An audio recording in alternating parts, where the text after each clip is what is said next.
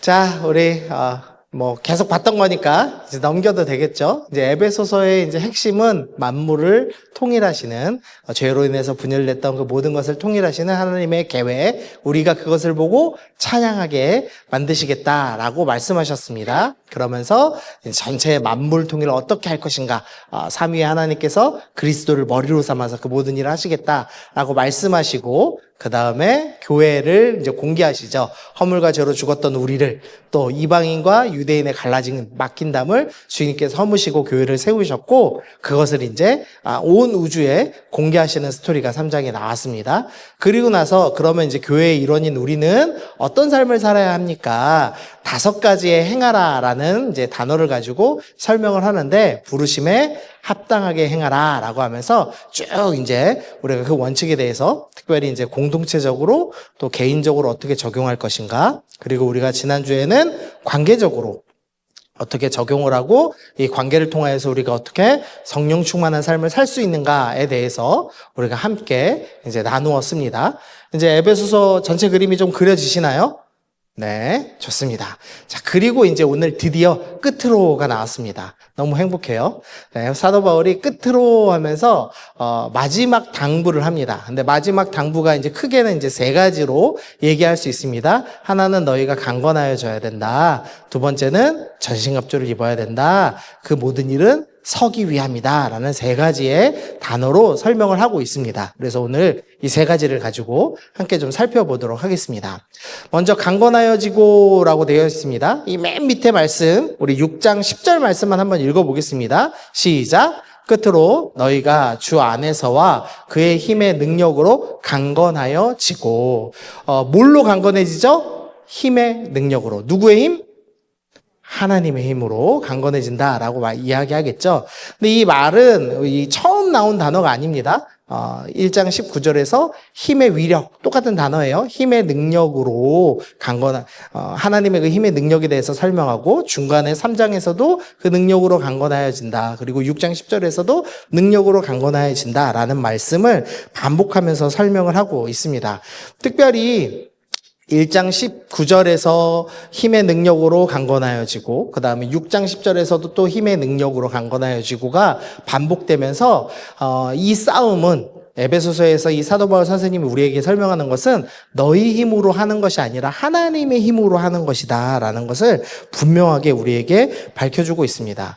우리의 힘과 우리의 능력으로 내가 더 강건해져야지, 내가 더 강해져야지, 영적으로 더 힘이 세져야지 이렇게 생각하라고 말씀하시는 게 아닙니다. 하나님으로부터 그 힘을 다운로드 받으십시오 라고 말씀하고 계시는 겁니다. 근데 주님께서 이 힘과 능력, 주님께서 주시는 이 강함, 그것은 어디로부터 나오느냐, 어느 정도의 힘으로부터 나오느냐, 우리에게 주어지는 능력은 그리스도 안에서 역사하사 죽은 자들 가운데서 다시 살리신, 예수님을 죽은 자 가운데서 다시 살리신 그 능력을 우리에게 허락하시겠다라고 약속하십니다. 그래서 우리는 이 싸움을 포기할 필요도 없고 두려워할 필요도 없다라고 주님께서 우리에게 강하게 말씀하고 계십니다. 예수님께서 싸우셨던, 예수님께서 죽음을 이기시고 승리하셨던 그 놀라운 능력으로 우리와 함께 하시고 우리를 강하게 하실 것입니다. 아멘. 네, 여러분이 믿든 안 믿든 주님은 그렇게 하실 겁니다. 아멘. 네. 주일학교, 여름성경학교가 끝난 휴유증이 막 느껴지네요. 자, 두 번째로 이브라를 살펴보겠습니다. 4장 22절에서 우리가 이미 배웠어요. 쭉 읽다가 맨 마지막 24절 빨간 글씨만 보시면 세 사람을 이브라라는 말씀이 나왔었죠. 우리가 계속 살펴봤지만 1장부터 3절까지는 교리 파트, 4장부터 6장까지는 실전 파트였습니다. 근데 그 실전 파트의 시작과 끝을 이브라로 지금 앞뒤를 묶고 있습니다. 그러니까 사도 바울 선생님이 하고 싶던 말, 아까 1장과 6장을 강건하여져라, 하나님의 능력으로 강건해질 거야, 강해질 거야 라는 말씀을 넣었다면, 실전 파트의 앞뒤로는 입으라라는 단어로 지금 넣고 있다는 것을 알 수가 있죠. 그래서 우리가 보통 이 전신갑주 말씀을 보면은요, 와, 전신갑주 단어도 좀 명확하게 들리고, 이렇게 뭔가, 신기한 게 좀 있잖아요. 구원의 투구, 성령의 검, 이런 걸 어떻게 하면 들 수 있을까? 이렇게 생각하기 쉽지만, 사실은 이미 앞에서 계속 설명했던 새 사람을 입는 방법에 대한 설명을 충분히 하셨죠. 그 설명에 대한 반복입니다, 사실은. 그래서 특별하게 뭘 더 배울 필요가 없어요. 근데 여러분에게 기억하기 좋으라고 사도 바울 선생님이 그림 한 장으로 지금 설명을 해주고 계시는 거죠. 근데 우리가 생각할 때는 이 전신갑주가 로마 군병을 생각하기가 참 쉽습니다. 그러나 이 전신갑주의 원형은 어디서 출발되냐면 이사야서 말씀에서 출발합니다. 이사야서 말씀을 한번 보면은요, 공의로 가난한 자를 심판하며 정직으로 세상에 겸손한 자를 판단할 것이며 그의 입의 막대기로, 입에서 뭐가 나와요? 막대기가 나와서 세상을 쳐요. 하나님의 입에서 나오시는 게 뭐죠? 하나님의 입에서 뭐가 나와요? 말씀이 나옵니다. 그러니까 지금 이것은 성령의 검, 곧 하나님의 말씀을 의미하는 거죠. 말씀으로 세상을 치죠. 다음 5절, 공의로 그의 허리띠를 삼으며 성실로 그의 몸에 띠를 삼으며, 똑같아요. 그 다음에 59장 17절, 공의로 갑옷을 입고 구원을 자기 머리에 써서 투구로 삼으며. 그래서 이 전신갑주는 로마 군병 보고선 우리도 이렇게 무장했으면 좋겠어, 이 정도 수준을 얘기하는 것이 아니라 이미 구약에서 하나님이 입으셨던 전신갑주를 너희도 입어야 돼 라고 말씀하시는 구절입니다. 그러니까 단순히 나온 구절은 아니라는 거죠. 그러면서 우리가 좀 생각해 봐야 될 것은 이사야서 59장 17절에서 하나님께서 입으신 갑옷입니다. 지금 공의를 갑옷 입고 구원을 투구로 쓰셨어요. 우리가 보통 전신갑주에서 구원의 투구를 쓰십시오라고 하면은 맞아, 내가 구원받아야 돼, 뭐 이런 생각하잖아요, 우리가. 그런데 하나님께서 구원의 투구를 쓰셨습니다. 하나님은 구원이 필요하신가요, 안 필요하신가요? 하나님은 구원이 필요 없어요. 그럼 구원의 투구 왜 쓰셨죠? 내가 구원자야라는 자기의 신분을 드러내시는 겁니다. 딱 왜 장군들은 머리 모양이 다르잖아요. 그러니까 하나님이 나는 구원자야 하는 그 투구를 딱 멋있게 지휘관 모자를 쓰셨다라고 생각하면 됩니다. 그런데 주님께서 오늘 우리에게 뭐라고 명령하시냐? 너희도 나의 전신갑주를 입어라 라고 말씀하시는 거예요.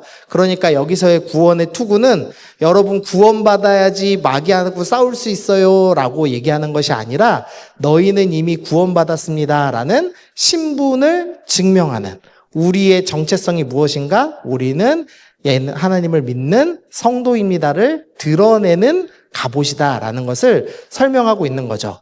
자, 복잡하죠? 무슨 말인지 이해되십니까? 전신갑주는 여러분의 신분을 드러내는 겁니다. 그래서 전신갑주는 일단 어떤 신비한 게 아니에요. 여러분의 전투복입니다. 전투복.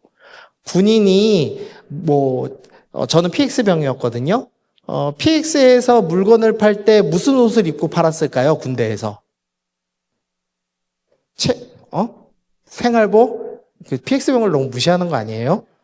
PX병도 군복 입어요. 안 되겠네. 끝나고 남아요. PX병도 군복 있습니다, 여러분.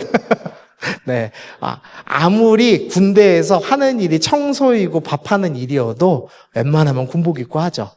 그러니까 이 여기서의 지금 전신갑주는 네가 어떤 신분인지 기억해라고 하는 겁니다. 그래서 너가 기도를 많이 하고 찬양을 많이 해서 특별한 전신갑주를 입어라. 그래서 우리 회장님은 구원의 투구를 쓰셨고요. 우리 총무님은 의의 흉갑을 입었고요. 뭐 이런 거 아니고 우리 모두가 하나님의 전신갑주를 입었다. 우리는 모두 하나님의 것을 함께 입고 하나님을 닮아가는 사람이다 라고 설명하고 있는 겁니다. 그래서 전신갑주를 너무 신비하게 보실 필요는 없어요. 이해되셨죠? 그러나 또 설명 안 하면 조금 서운하니까 짧게 좀 설명을 하겠습니다. 먼저는 진리의 허리띠를 떼어라 라고 말씀하고 있습니다. 근데요, 우리말로 진리라고 번역이 되어 있는데, 사실은 원어로는 성실로도 해석이 가능하고, 진실로도 해석이 가능합니다.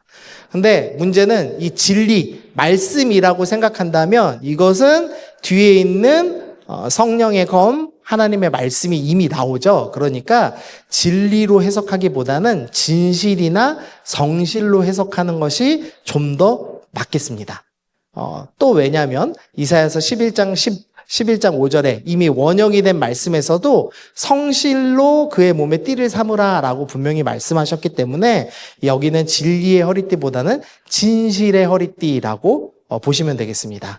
이 지금 전신갑주는 앞에 있는 것의 복습이라고 했죠. 그래서 우리가 이미 5장 9절에서 빛의 열매는 모든 착함과 의로움과 진실함에 있다라고 하면서 우리 성도들은 진실함을 갖춰야 된다라고 분명히 말씀을 하는 것을 우리가 배웠습니다. 엄밀하게는 허리띠는 이 갑옷에 속하진 않아요. 사실은 이 과거에는 이렇게 맞춤 옷이라는 게 없죠. 그래서 그냥 치렁치렁 이렇게 늘어지는 옷이었습니다. 모든 옷이. 그래서 치렁치렁 늘어지는 이 긴 옷을 쪼맬 수 있는 끈이었습니다. 그러니까 이제 뭔가 보호할 수 있는 건 아니에요. 적이 칼을 이렇게 하면은 지금처럼 이렇게 좋은 협 띄어가지고 딱 칼을 막아주고 이런 게 아니라 그냥 찔리면 푹 들어가는 그냥 띠에 불과하죠. 그렇지만 실제로 전투가 시작되면은 이 허리띠가 없는 사람들은 긴 옷 때문에 이렇게 밟혀서 넘어졌답니다. 그래서 전쟁을 수행할 수가 없었다고 해요. 그러니까 이 허리띠가 직접적으로 우리 싸움에 도움 안 되는 것처럼 보이지만 사실은 이 전쟁을 수행할 수 있도록 도와주는 역할을 했다라는 거죠. 근데 이게 이제 진실이라고 말씀했죠. 그러니까 솔직하고 정직하고 위선을 행하지 않음. 우리가 특별히 위선 행하지 않음에 대해서 우리가 함께 살펴봤었죠. 그러면서 그것이 마귀와의 싸움을 원활하게 싸울 수 있도록 도와줍니다.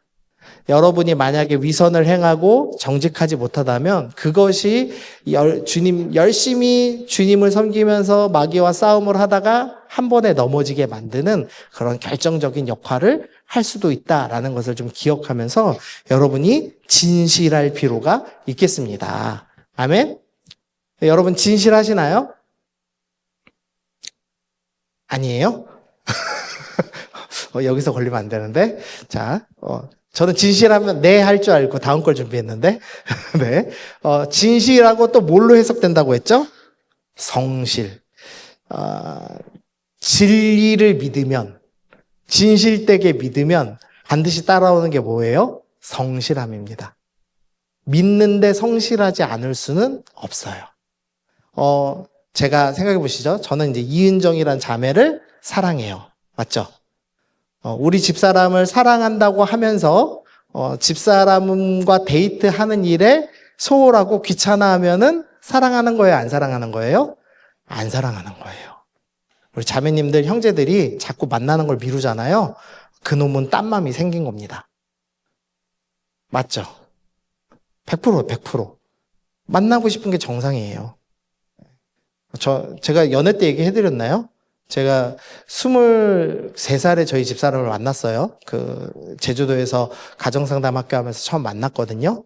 이제 두 번째, 제 DTS 다음 스쿨로 만나가지고, 제주도에서 연애를 시작하고, 이제 집사람이 과감하게, 사랑하는 사람을 위해서 인천으로, 부산 살던 여자가 인천으로 올라와서 자취를 시작했습니다. 후배랑. 근데 이제 문제는 저는 여전히 선교단체에 있던 학생이었다는 거죠. 그리고 저는 그걸 포기할 생각이 전혀 없었습니다. 그래서 원래는 발렌티어 간사를 하려고 했는데 학교에서 공식적으로 요청이 왔어요. 대표 리더를 해달라. 그래서 저희는 연애가 금지였거든요. 그래서 저는 연애해서 안 됩니다. 그랬더니 연애를 해도 좋으니 해주십시오라고 공식적으로 요청이 왔습니다. 그래가지고 이제 시작을 했어요. 그럼 어떻게 하냐? 아침 8시에 묵상 리더기 때문에 8시까지 가서 묵상을 해야 되는 거죠. 그래서 월요일은 리더 모임, 화요일은 캠퍼스 예배, 수요일은 캠퍼스 리더 모임, 목요일은 서울 전체 모임, 이제 그런 식으로 이제 진행이 됩니다. 밤 시간이 없죠. 그럼 어떻게 우리 자매를 만났을까요? 여러분이 사랑하는 자매를 지훈 형제님 만났어요. 형제님이 맨날 이렇게 밤에 일정이 있는 리더입니다. 언제 자매를 만나시겠습니까? 물론 금요일은 금요철이라 토요일 주일은 교회를 섬겨야 됩니다. 일정을 다시 말씀드릴까? 일정 끝나고 만나러 가? 10시 넘어서 11시 돼서?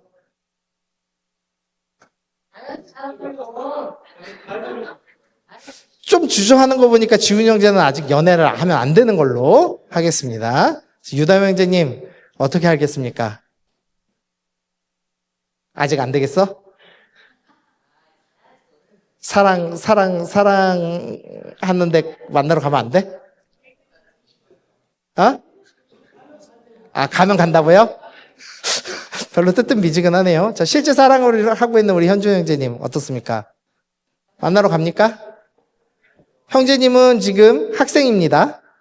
8시에 묵상 모임을 출발해서 점심시간에 중보기도를 하고 저녁에 월요일부터 목요일까지 캠퍼스 예배를 다 드리고 금요일에 금요철야 토요일과 주일에는 교사로 또 찬양인도자로 성가대로 준비를 하는 사람입니다. 자, 일주일치 시간표예요, 이게. 자, 형제님은 자매님을 만나러 가겠습니까?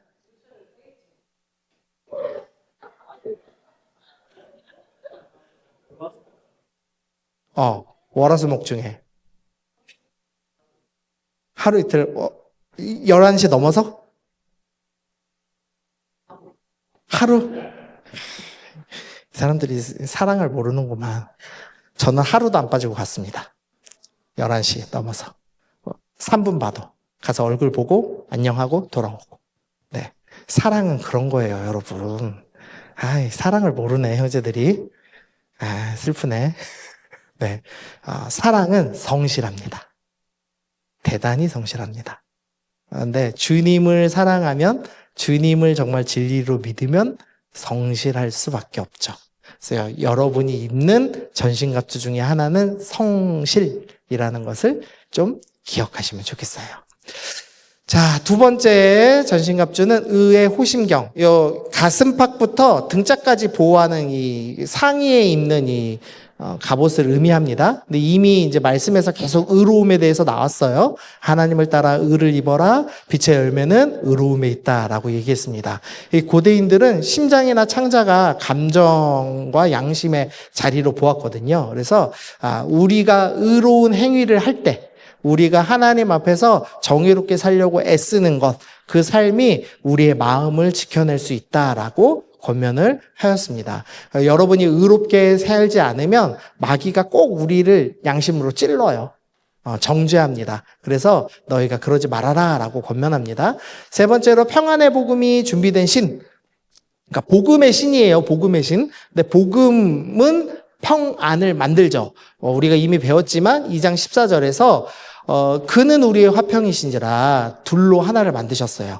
허물과 죄로 죽었던 우리와 하나님의 관계를 하나로 만드시고 이방인과 유대인 사이를 하나로 만드셔서 화평하게 만들어내셨죠. 그래서 복음, 예수님께서 나리에 죽으시고 부활하시고 우리를 새롭게 하셨다는 그 사실은 반드시 평안함을 누리게 합니다. 내가 지금 이 땅에서 고난을 조금 겪고 있을지라도 주님께서 나리에 죽으시고 부활하셨기 때문에, 그래서 우리를 영원한 하나님 나라로 인도하신다라는 확실한 소망이 있기 때문에 우리는 고난 중에도 평안을 누리게 되죠. 자, 이것도 쉬우니까 넘어가요. 자, 그 다음에 믿음의 방패입니다. 믿음에 관해서도 3장 16절 17절에서 믿음으로 말미암아 그리스도께서 너희 안에 계셨다라고 하면서 믿음에 대해서도 설명을 했습니다. 근데 이 믿음의 방패에서요, 조금 독특한 것은 이로써 능히 악한 자의 모든 불화살을 소멸하고라는 게 있죠.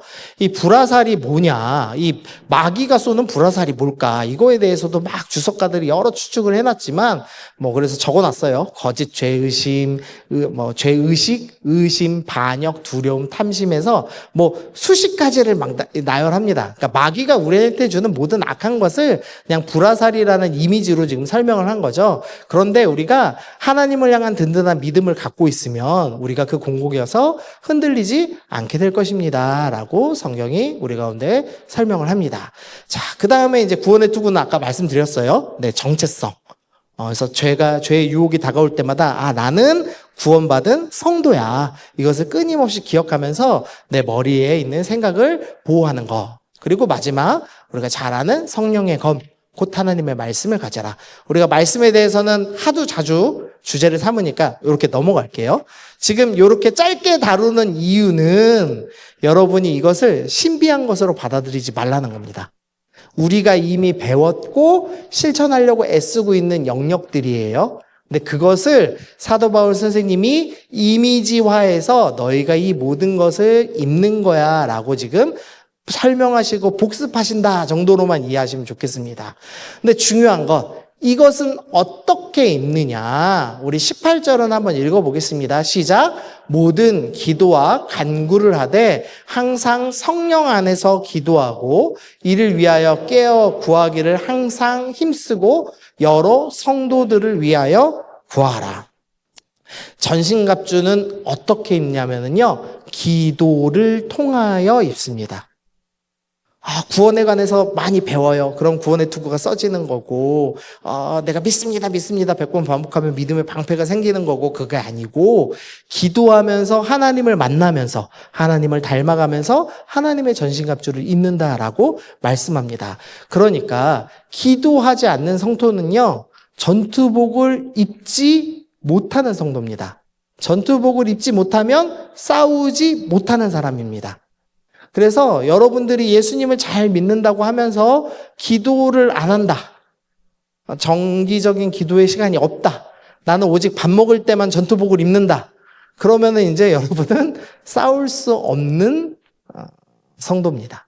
관심 병사라고 들어보셨습니까? 군대에는 관심 병사가 있어요.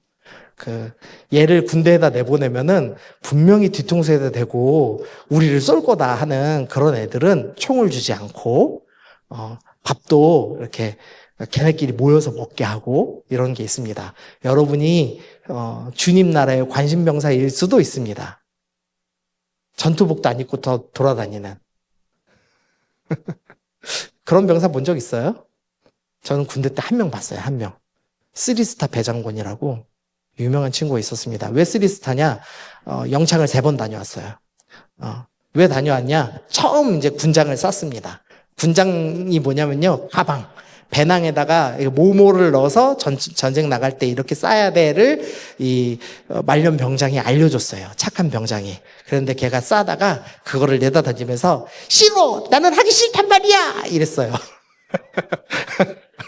리얼. 그래서 그 병장이 말년에 하혈을 했어요. 여자 아니고 남자인데 스트레스를 받아서 하혈을 해가지고 그 군종병이 저한테 찾아와서 상담을 받았어요.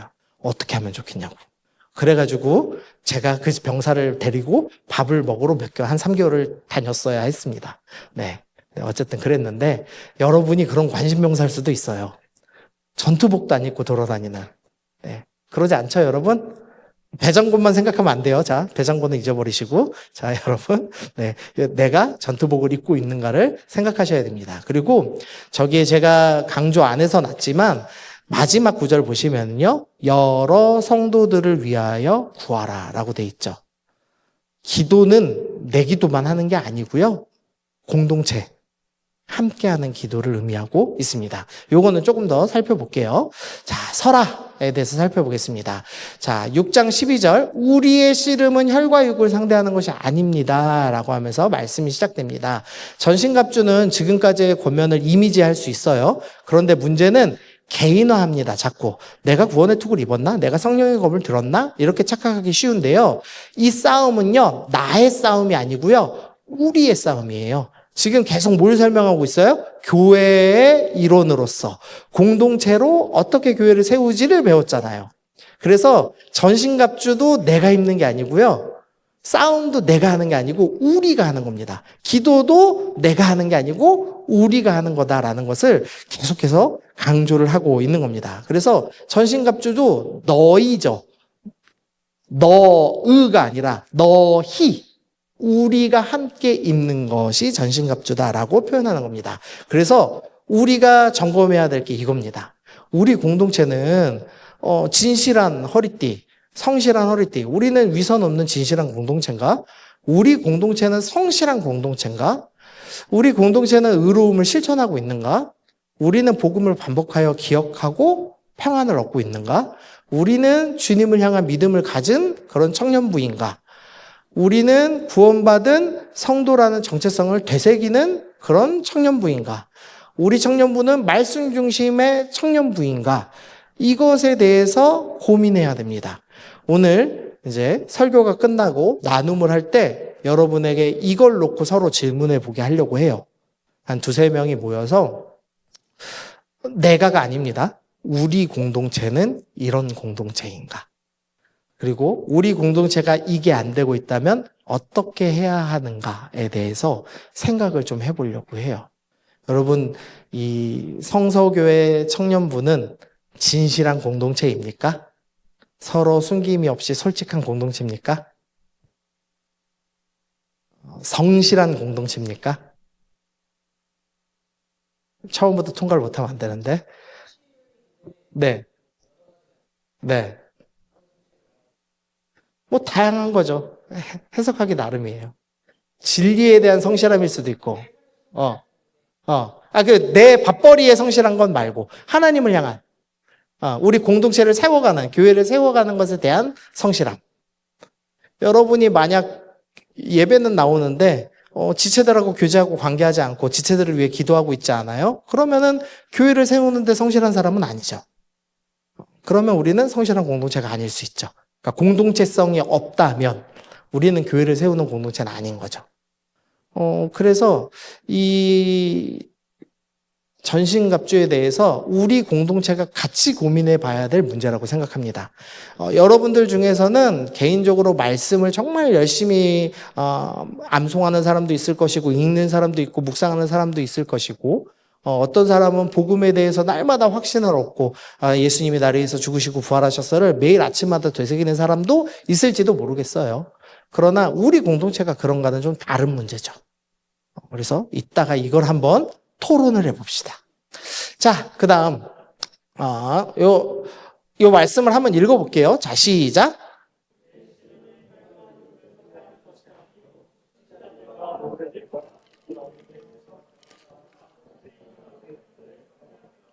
네. 사도 바울 선생님이 우리의 싸움, 이 지금 하고 있는 영적 전쟁은 혈과 육을 상대하는 게 아닙니다라고 분명히 밝히면서 우리는 어둠의 세상의 주관자들, 그러니까 통치자와 권세자, 이거는 이제 당시에 있는 악한 영들의 별명입니다. 그래서 악한 영들하고 우리는 싸우는 겁니다라고 분명히 말씀했습니다. 근데 사실 이게요, 에베소 사람들한테 좀 잘 안 와닿았을 수도 있습니다. 왜냐하면 에베소 교회는 대적자가 되게 명확한 교회였습니다. 여러분 지금 한국 교회의 대적자는 뭐예요? 한국 기독교와 대적하고 있는 것 뭡니까? 이단, 신천지 난리잖아요. 정치권에도 손을 뻗고 우리한테도 손을 뻗고 걔들은 성실해. 자, 또 기독교 뭐랑 싸웁니까 요새? 시선? 믿지 않는 자들에게 정죄, 판단함, 그런 것도 싸우고 있고, 또, 동성애, 그렇죠. 동성애랑 싸우고, 또, 요새 조금 시들해졌는데 이슬람하고도 엄청, 이슬람 반대 문명 막 그런 거 했었잖아요. 그런 것도 엄청 싸우고, 우리가 이제 한국교회 대적자들이라고 생각하는 것들이 있죠. 근데 그것처럼 에베소도 명확한 혈과 육의 대적자들이 있었어요. 잠깐 이제 사도행전 19장을 좀 살펴보면 에베소는 조금 영적으로 이렇게 많이 이렇게 악한 동네였습니다. 그래서 어떤 일이 있었냐? 유대의 한 제사장 스게와의 7 아들 이야기가 나오는데요. 뭐냐면 이 7 아들이 다 퇴마사예요. 쉽게 말하면. 그래서 악귀를 쫓으려고 하는데 예수님의 이름으로 악귀를 쫓으려고 하니까 악귀가 내가 예수도 않고 바울도 아는데 넌 누구냐 하면서 악귀 들린 자가 오히려 7 아들을 이기는 그런 스토리가 나와요. 그 정도로 에베소에는 악귀 들린 사람이 많았어요. 그러니까 누가 봐도 귀신 들린 사람이 있었습니다. 그리고 두 번째로 마술을 행하는 일이 많았습니다. 나중에 사도 바울 선생님의 말씀을 듣고 어떤 일이 일어나냐면 마술을 행하던 많은 사람이 그 책을 모아가지고 와서 모든 사람 앞에서 불살랐습니다. 그러니까 교회에 오면서 야, 마술행하는 건 악한 거야. 그거 버려야 돼. 사도 바울 선생님이 설교를 하고 책을 모았습니다. 그랬더니 그게 책값이 얼마냐? 은 5만. 은 5만이 얼마냐면은요. 은 하나가 하루 일당입니다. 그래서 하루 일당을 10만 원으로 계산하면 50억 원어치입니다. 저게. 마술책 50억 원어치를 모아놓고 불살랐어요. 그러면은 안 믿는 사람은 더 많았을 거 아니에요. 맞죠? 그러니까 에베소는 마술을 행하는 일. 그냥 단순히 뭐 이렇게 이제 우리가 알고 있는 초등학교 마술 얘기하는 거 아닙니다. 진짜로 주술을 얘기하는 겁니다. 좀 예화를 한번 들어볼까요? 제가 인도네시아에 2002년도에 선교를 갔어요. 지금은 어떤지 모르겠어요. 이제 20년이 지났으니까. 2002년도 인도네시아 선교를 가서 거기 뉴스에 무슨 뉴스가 나왔냐면요. 7명의 태아를 죽여서 마술의 힘을 얻으려고 했던 주술사가 6명째를 살인하고 체포되었습니다. 이게 뉴스였어요. 인도네시아에 나오는 뉴스. 뭔 말인지 이해되세요? 마술을 한다는 게 그런 의미. 이게 2000년도에. 우리나라는 좀 이제 문화가 이제 발전하면서 사탄이 그런 전략을 쓰지 않지만 여전히 세계에는 그런 주술에 대한 이야기가 많죠. 근데 에베소는 그런 동네였습니다. 그리고 세 번째로 데메드리오라고 하는 이 은장색이라는 사람이 등장해요. 직업이 은장색인데 쉽게 말하면 은으로 우상을 제조하는 제조업자입니다. 근데 이 데메드리오라는 이 사람이 여러 우상 제조업자들 모아서 뭐라고 얘기하냐면, 야, 바울이 우상 숭배하지 말라고 그래서 우리 생계가 어려워졌다. 그러니까 마술책을 50억 원어치나 불사르고 사람들이 예수님을 믿기 시작하니까 이 에베소에 있는 경제 문화가 바뀌기 시작한 거예요. 그러니까 이 데메드리오가 사람을 모아가지고 2시간 동안 데모를 합니다. 에베소의 사람 아데미어 하면서 데모를 하는 스토리가 나옵니다. 그러니까 누가 봐도 명확히 교회를 대적하는 사람도 있었습니다. 그러니까 에베소 교회는 혈과 육, 대적자가 명확히 보이죠. 귀신 들린 사람이 있고 마술을 행하는 사람들이 있고 우상을 제조하는 사람들, 그 사람들이 경제적으로 정치적으로 교회를 압박하는 사람들이었습니다. 근데 그럼에도 불구하고 사도 바울 선생님은 우리의 싸움은 혈과 육이 아니야 라고 이야기했다는 겁니다. 아까 우리가 얘기했지만 교회에 대적자들이 있어요. 한국교회 대적자 하면은 우리 여러분이 말씀하신 것처럼 동성애, 퀴어 집회, 그거에 기독교가 열심히 가서 맞불 집회한다, 뭐 예배 드린다 이런 거 하고요. 밑에 잘 안 보이시겠지만 이슬람 반대 운동. 그리고 이쪽에는 우리 여자분이 뭐라고 하고 있어요? 좌파는 동성혼 젠더 이념을 지지한다 하면서 기독교를 정치화합니다. 그래서 특정 당을 지지해야지만 기독교인이고 파란 당을 지지하시면 여러분은 기독교인이 아니다. 뭐 이런 얘기들이 아예 공공연하게 이제 사실 많이 논의되고 있죠. 근데요, 우리의 싸움은 혈과 육이 아닙니다. 여러분 이거에 관심 가질 수도 있어요. 그리고 이거를 위해서 때로는 어떤 헌신을 해야 될 때가 있을지도 모르겠습니다. 그러나 우리의 싸움이 여기서 멈추는 게 아니라는 걸 기억하셔야 돼요. 그 혈과 육을 대적자로 삼는 순간 우리는 망가지기 시작합니다. 그래서 자꾸 이렇게 교회 내에서 혈과 육을 대적자로 생각하는 경우가 많습니다. 특별히 교회 내부에서 나랑 다른 생각하는 사람. 저 집사님은, 여긴 집사님이 없죠. 저 리더는 A라는 생각을 해. B가 맞는데. A라는 생각하는 저 사람은 교회의 대적자야. 그래서 쫓아낼 때까지 싸우죠. 그런 일들이 있죠. 근데 우리의 싸움은 혈과 육이 아니다라고 얘기합니다. 우리의 대적은 분명히 악한 영이라고 분명히 말씀하고 있다는 것을 우리가 조금 기억해야겠습니다. 그럼 악한 영이 뭐냐? 좀 쉽지 않죠? 명확하게 정해내리기가 쉽지 않죠? 그러나 우리가 어떤 대상을 악마화하면서 싸우는 것은 성경적이진 않다라는 걸 좀 기억하시면 좋겠습니다. 그러면서 오늘 말씀의 가장 포인트는 뭐냐면은요. 자, 볼게요. 끝으로 너희가 주 안에서 그의 힘과 능력으로 강건해지고 그다음에 전신갑주를 입어라 라고 하면서 전신갑주를 입고 강건해지는 이유가 나옵니다. 자, 13절 읽어볼게요. 시작.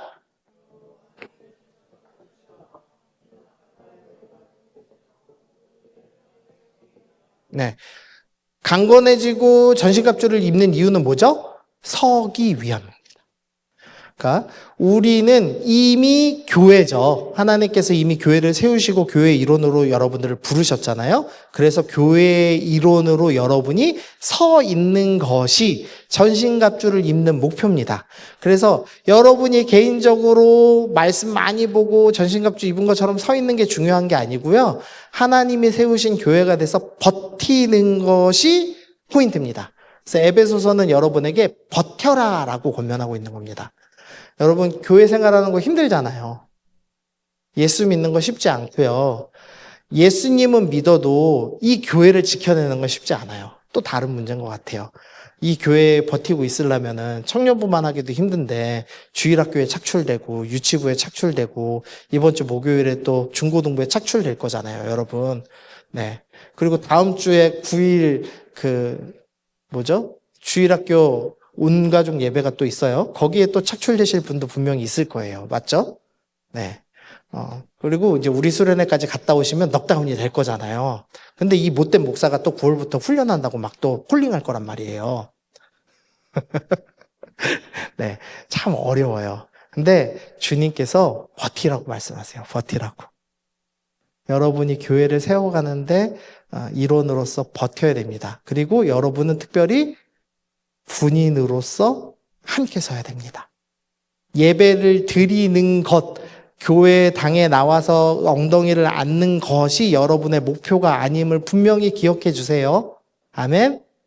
여러분의 목표는 군사로서 싸우며 버티는 일을 하는 것입니다. 자, 정리 한번 해보시죠.